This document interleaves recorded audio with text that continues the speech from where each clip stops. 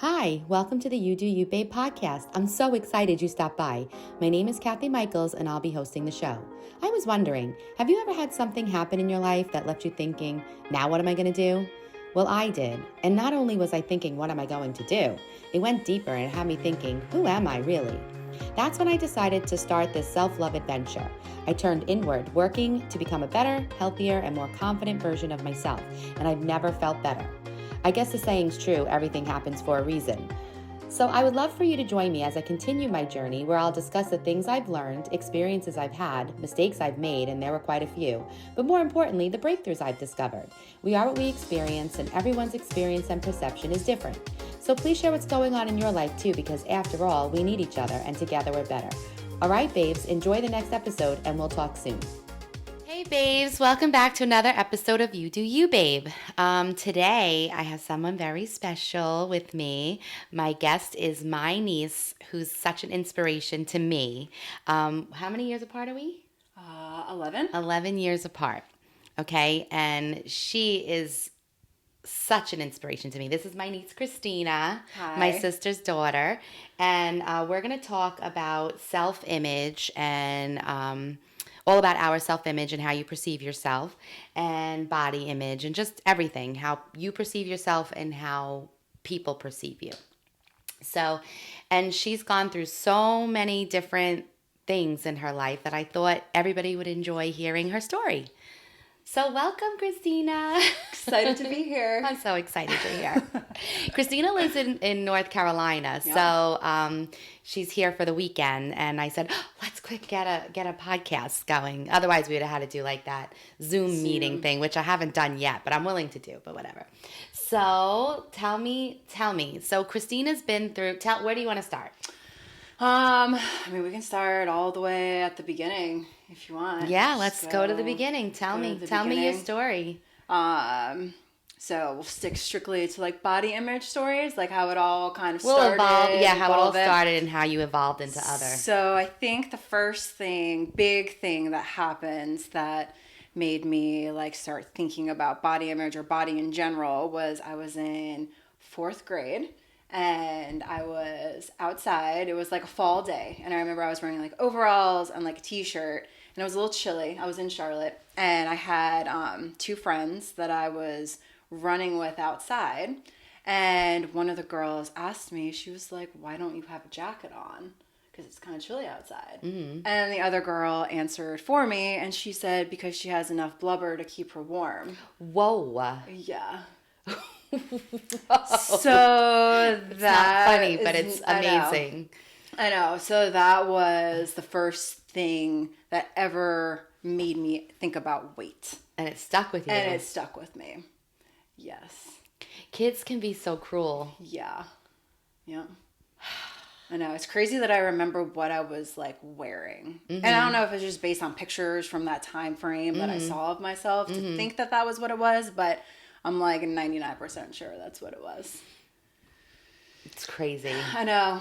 And then got a little bit older, and I think I was in like 7th or 8th grade, maybe even a little bit younger. And it was a home ec class, and they show this movie, and it's Callista Flockhart, and she's a model. And I don't think there's really anyone else famous in it, but she needs to lose weight because she's a model. She's already super skinny anyway. Mm-hmm. So she starts trying to be anorexic, and that didn't work for her.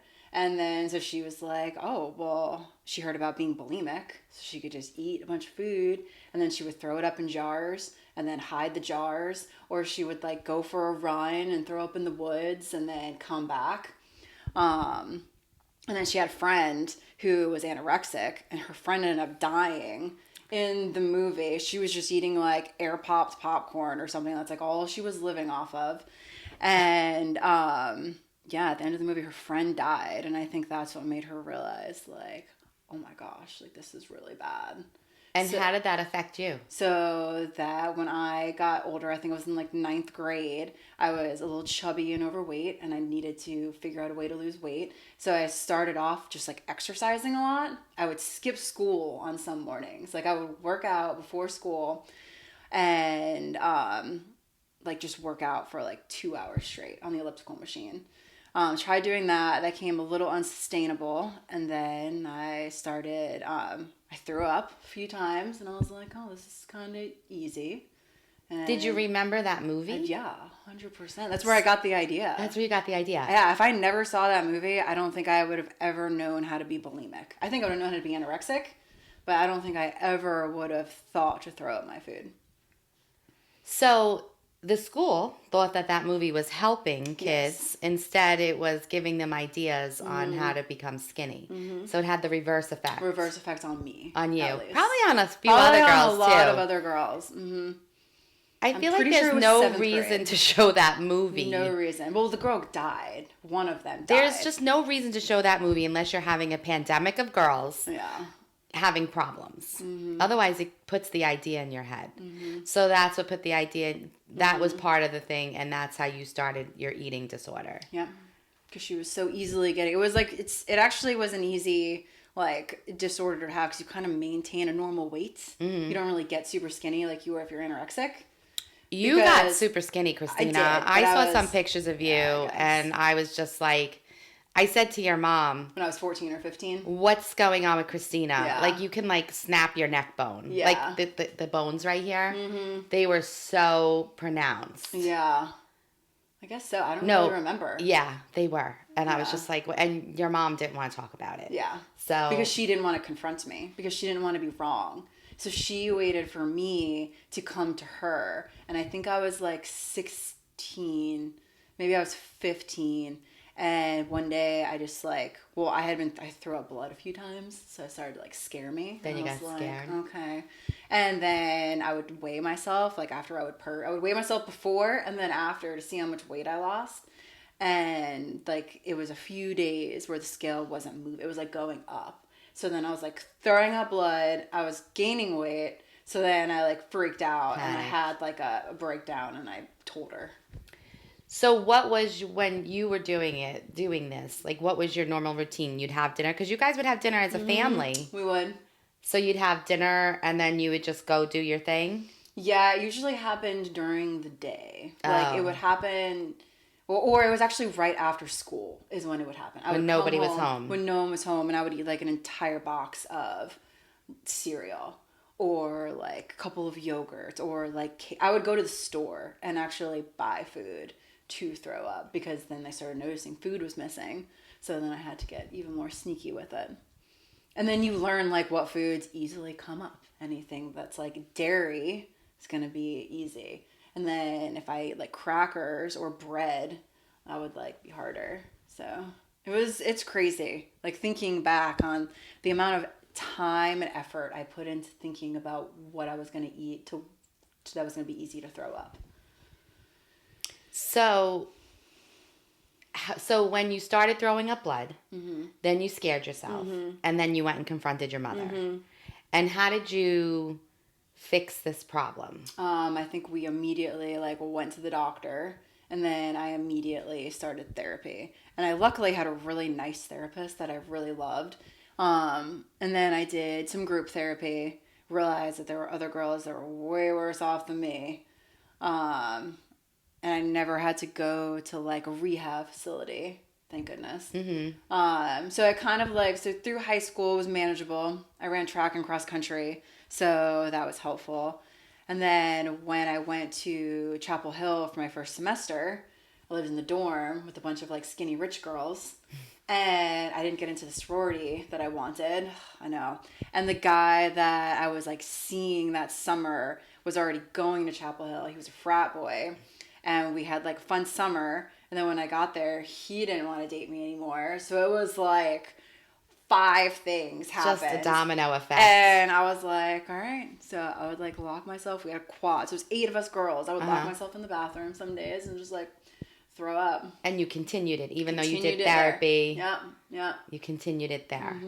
So when did you finally stop that? Completely. Like when, because you then moved back here to New York. Then I moved back here, and it was like very rare. It was like on and off. And then I probably completely stopped it when I was like 23 or 24. Jeez. Yeah, so it was... That's a battle. Almost 10 years. That's a battle. Mm-hmm. Yeah, I know. It's scary. Scary. Yeah. Yeah. All because when you were in 4th grade, it all started with a girl saying that you had blubber. Yeah. Still remember her name.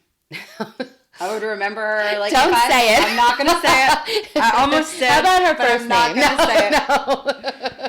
No. Yeah. Don't repeat the names. Yeah. But we remember you. Yeah. If you're watching. I'm sure she remembers. Yeah. Oh boy. Girls can be, I mean, boys can be, kids can just be mean, Yeah. you know, but boys are mean to girls. Girls are mean to girls. I'm really not sure about the boy dynamic, but I think it does happen there as well. Yeah. Yeah. Wow. So that was a long stretch. And how do you feel now? Do you I ever feel- find yourself thinking about that? No, really not at all. Think about like what happened and like going through that, but never am I really Gonna go back thinking like, oh, there. I need to throw up my food. Yeah, like yeah, that's yeah. just not even an option anymore. I just wouldn't even open that door. I do have really bad reflux though. So if I eat too much, or if I eat like Mexican food or something like that, I can like burp in it. I regurgitate it. So what was it that made you realize I need to just love who I am? Everything about me, which is so hard to do because of the Yes. world today and society and how even on all the social media, how women portray themselves. I even found myself changing my appearance because I was thinking that's how I should look. That's what that look is what attracts men. And then I realized, just last week actually, I realized, what am I doing? Yeah. Like, I know. no. I know. I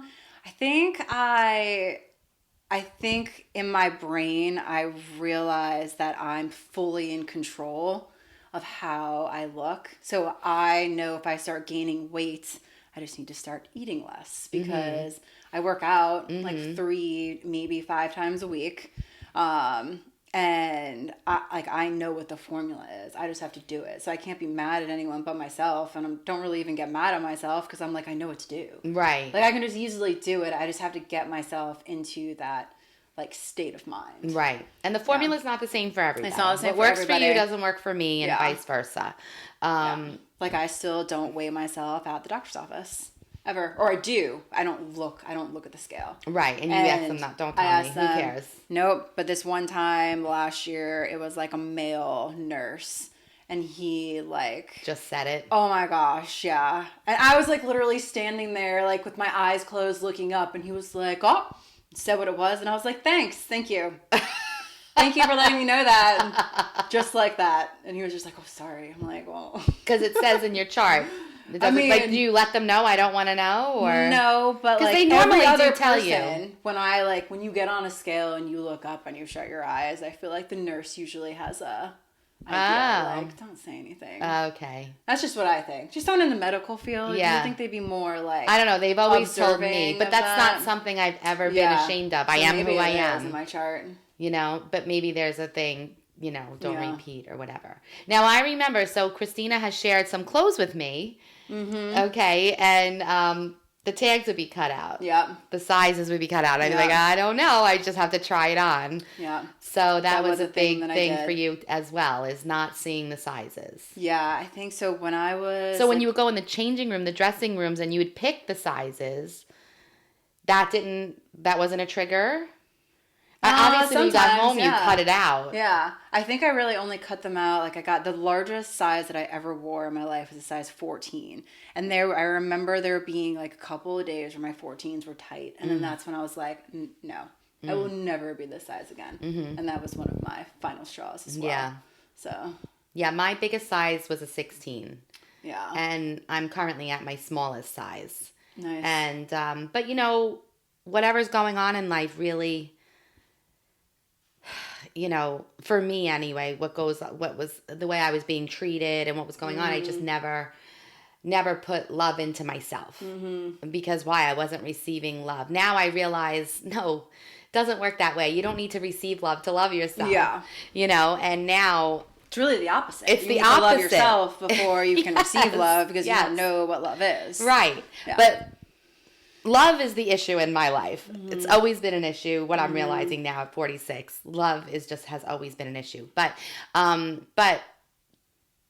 this, I never, my highest weight was 201, and now I'm at my lowest weight, which is, 138. So, and I am who I am, and to me, the numbers don't bother me. Yeah. Even the sizes don't bother me. Yeah. Yeah. I still won't weigh myself, but clothes bothers me less. And I don't know if just because I'm getting older. Yeah. And I remember my mother saying at one point, like, you just care less when you get older. She was like, fabulous. You just don't care. All right, Mom was fabulous. Yeah, she was. She didn't care. I mean, she wanted to lose weight or whatever, but Yeah. no matter where she was in life, she was always fabulous. Yeah. She rocked a Walmart outfit Yeah. as best as she rocked a Neiman Marcus outfit. Like, Yeah. she was all over the place. Yeah. Which, she really, I called her a label whore because she just She loves was. her labels. She made me that way. Yeah. Well, Nanny was like that, yeah, too. I know. I'm definitely from that lineage. Yeah, for sure. I wasn't, but Yeah. I'm getting there. Yeah. Like, those things they don't make the person to me. Yeah.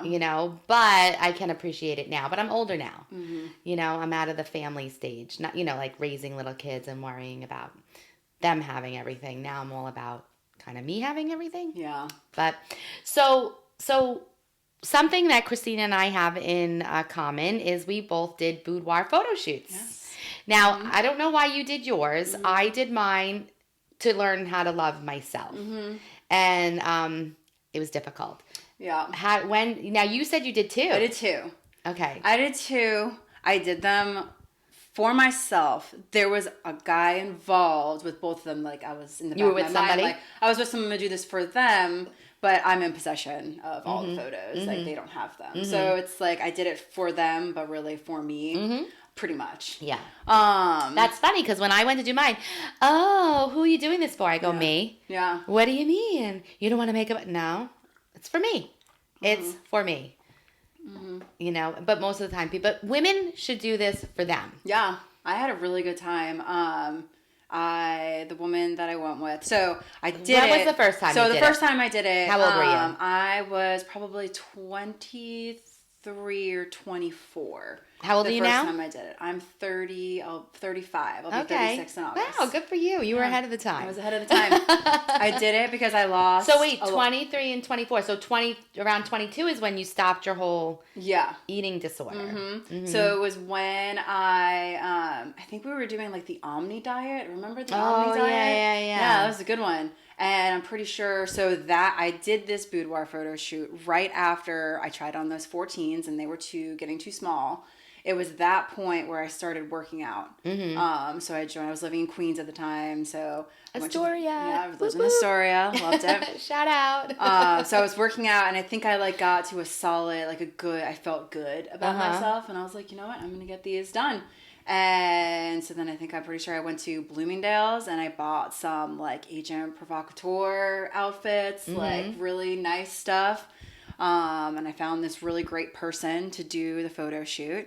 What's her name? I can give her a plug. Give her a plug, please. Her name is Irina Mendick, and the name of her company is French Kiss Boudoir.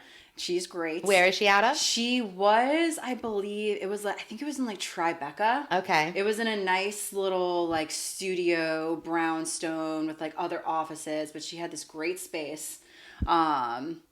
I think I'm actually on her website, so if anyone wants to go there, you can flip through. How did you feel doing it? I was super nervous in the beginning. But I think it was a 2-hour shoot or something. Did they do your hair and makeup? I got my hair. She told me where to get my hair and my makeup done around the corner, so I did that. And the beginning was super you need to warm up to taking all of your clothes off, most of your clothes off. But then she made it super comfortable. And then they turned out great. And then I think maybe... Did you do a photo reveal? Did you have to come back? No. Okay. I think she may have just emailed them to me. Okay. And then I got a photo album. Okay. Mine they did a reveal. And let me tell you, so the whole time I was doing my photo boudoir shoot, they were like, wow, you look famous. And I'm like, oh, and I felt really sexy. And I didn't do provocative. I mean, slightly provocative. You saw my photos. I just, it's not me. Yeah. Okay? Yeah. So I kind of kept it classy. Yeah. But they were like, you look famous now. Honestly, the girl did my hair and my makeup, and I did not feel like me. Mm-hmm. I have to say, now, when you're doing professional photos, they kind of put the makeup on heavier. Mm-hmm. So originally, the original makeup, I felt good, but then they changed my lipstick to red when I was because they have a BDSM room. Okay. Which I did pictures in, which I didn't buy any of those. Yeah. Because she put this red lipstick on and then I felt like a clown. Yeah. I was just like, no, I feel too clownish. Yeah, but I was so nervous during mine, but we had to do a photo reveal. So I had to go back for another appointment and look at these pictures. And let me tell you, I was like so nervous because they kept saying how beautiful I was, and that's lovely. Mm-hmm. And I'm sure they say that to everybody. And, part of it, I did feel really beautiful. But then I was like, I need to see what these girls are saying. Yeah. Because I was like, in the end, I felt like kind of clownish.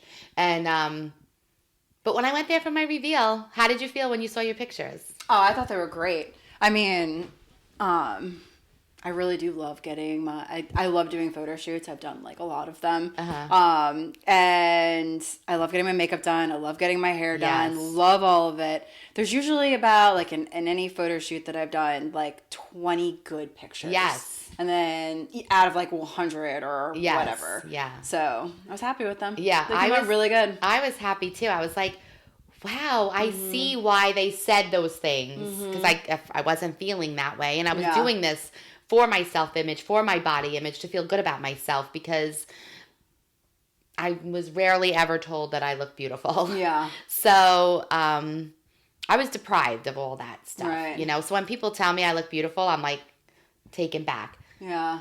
Just last week recently, I looked at a picture of myself and I was like, wow, I'm pretty.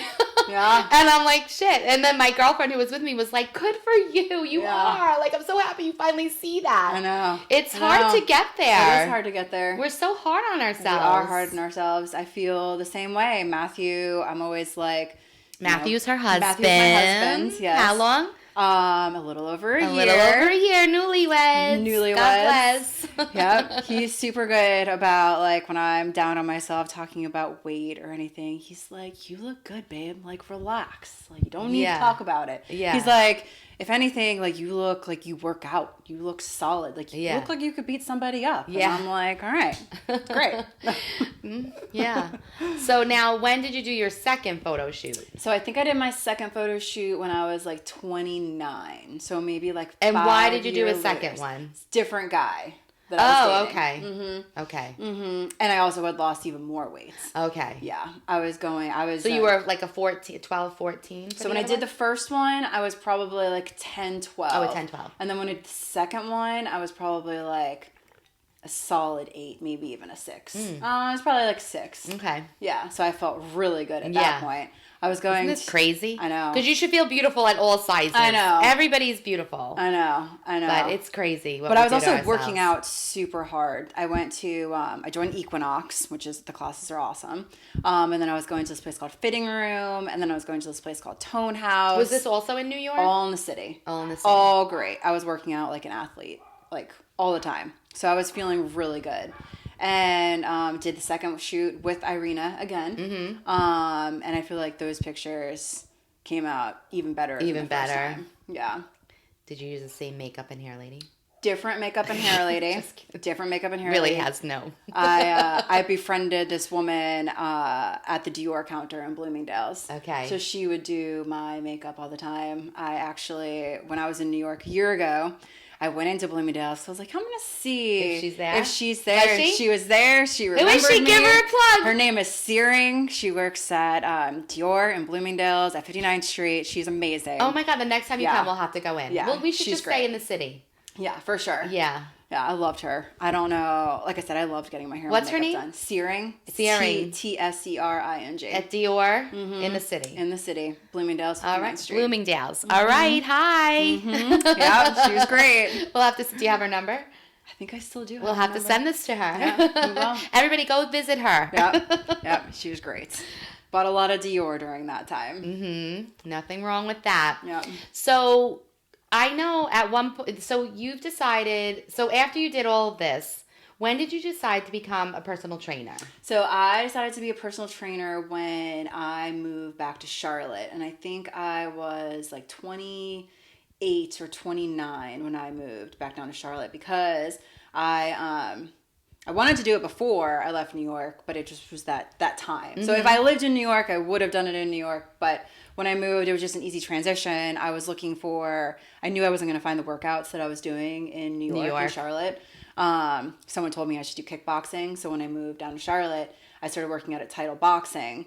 And then I became a trainer there. So I started off training boxing on heavy bags classes. Boxing on a heavy bag. Not kickboxing. Boxing. I didn't know that about you, Christina. Yeah.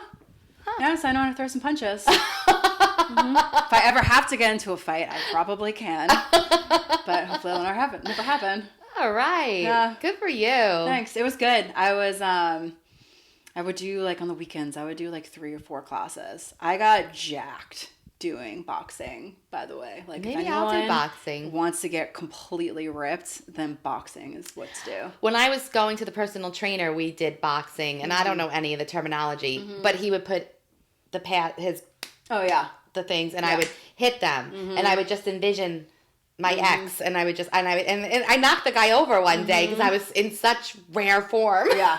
That is the best thing to do. Expecting that. That is the best thing. My therapist told me, because I try to do a lot of self-help things for myself. Yeah. And she's like, those things are all great, but in order to get the anger out, you need to hit something. You need to, like, riding the Peloton's great, but you need to go, like, on a heavy bag and just punch it out. And it does work. I do feel better. Especially when no one's in the gym and you can just hit the bag and say whatever you want. Yeah. Yeah, it's great. Yeah, it was great. It really is. I got very excited when he's like, okay, we're going to box today. I'm like, yes! Yeah. Yeah. It is I'm like, good. if I make faces, will you apply? Yeah, absolutely. We'll put it right on here. Mm-hmm. That's funny. That is so funny. Yeah, it is good to box. So now you became a personal trainer down there, and then you mentioned you did photo shoots. Yes. So I was trying to become Instagram famous. Very hard to do, by the way. You literally have to post like 3 times a day. Yeah, like good lot. content. And I just wasn't gonna do that. But I did like 3 photo shoots. And the pictures came out really good. I used a couple of different photographers. And I was trying to do it. But just life got too busy, and being Instagram famous was at the top of my list. Yeah. But the self-image stuff kept following you around. Body image issues followed you around. Followed me around. What then happened?